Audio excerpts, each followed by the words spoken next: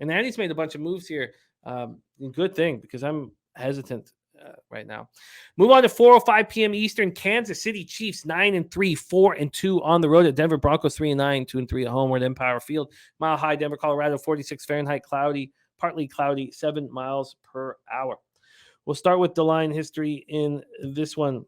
This one opened up with the Chiefs at -8, which is where they are right now. There has been a 10-cent move towards them at -8. This got up to yesterday morning 8 -124. So there's been 8 cents of buyback on Denver. This total opened up at 42. It's gone up a point to 43, and it's juiced to the over at 43. It's interesting. We take a look at the cash flow for this one. We have... Here we go. We have 6,488 tickets in. They've given slight line value to Kansas City, but the bigger bets are coming in on Denver. 26% of the tickets, 51% of the cash on the Broncos. 68% of tickets, 79% cash on the under, and the market's moving towards the over. Chiefs are an angry group. That's their third straight loss to the Bengals all this calendar year. 27-24 at Cincinnati. Just 349 yards of offense. Mahomes 16-27, 223 yards, 1 touchdown.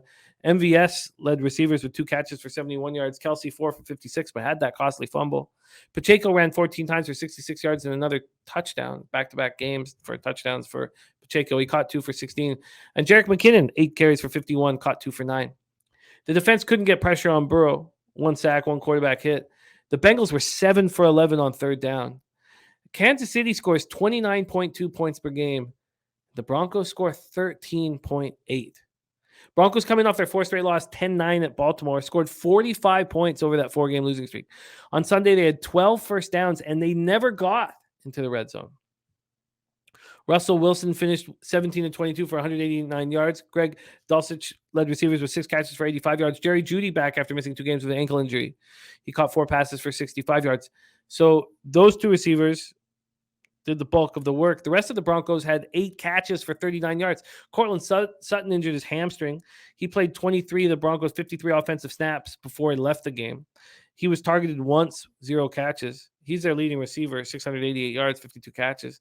And we know what's happened to their depth at receiver. It's being hammered. Patrick suffered the season-ending knee injury in training camp. Hamler was placed on IR with a hamstring injury of his own. They got Jerry Jeudy back, which helps.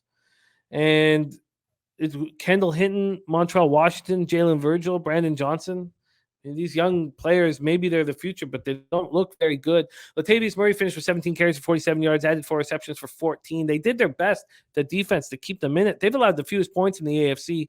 4 sacks, 5 quarterback hits. Justin Simmons had 2 picks. And we could find out if Randy Gregory is going to return to the lineup. Also, their center, Lloyd Cushenberry, both of them are on injured reserve. Gregory hasn't played since the knee injury in week 4. Cushenberry hasn't played since week 8 win over the Jaguars. And he was terrible grade from Pro Football Focus, but he's a vet. So you're allowed to activate 8 players from the IR during the season. They've only activated 5 so far, Simmons being one of them. So they have room to open this up. But Russell Wilson has been so bad at home this year. 1 touchdown pass he's throwing at home. One.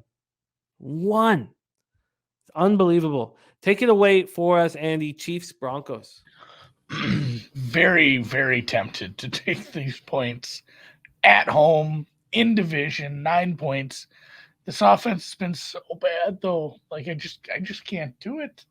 I want to. I may before the week is up. This total is one of the higher ones for Denver, and maybe this is where we finally start to get some Denver overs. They do have to play the Kansas City Chiefs twice over the last little stretch of the season. They've played some sad sack offenses to kind of go along with this under streak, and this is not a spot for Kansas City to fuck around. They just lost the game. They need to compete for this 1 seed. That said, again, we point this out time and time again. You don't have to win by 10. Like, if you can comfortably win by 7, 8, that works out just as fine for you in the standing sheet here. So, elite defense versus the Kansas City Chiefs, who've had to rebuild this offense a little after the loss of Tyreek Hill. I think if this still goes under, it'll just be a laugh. Like, how do they keep setting these too high for this? But yeah, the Chiefs, I think you're paying a little bit of a premium here. It would be absolutely Denver or nothing for me. Yeah, I mean, we have the big bets coming in on the Broncos, but this seems to be moving to 8.5 here. Let me see. Is it 8.5? Bet 360. Wow. Bet 365 has this at 9.5. Yeah. I didn't realize it moved all the way to 9.5. Let me see where we go. Wow. 9.5 and 9. So it's just Pinnacle holding back at 8. Wow. 9.5. Yeah, if you can get a maybe I wait. Maybe there's a 10 out there. Wow.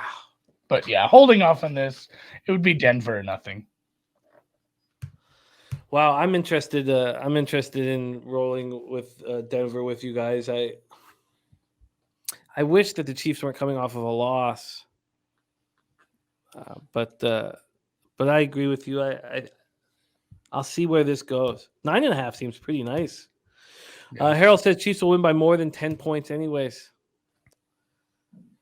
I'm interested in rolling with you guys. I think the Broncos make sense, and I will be patient here.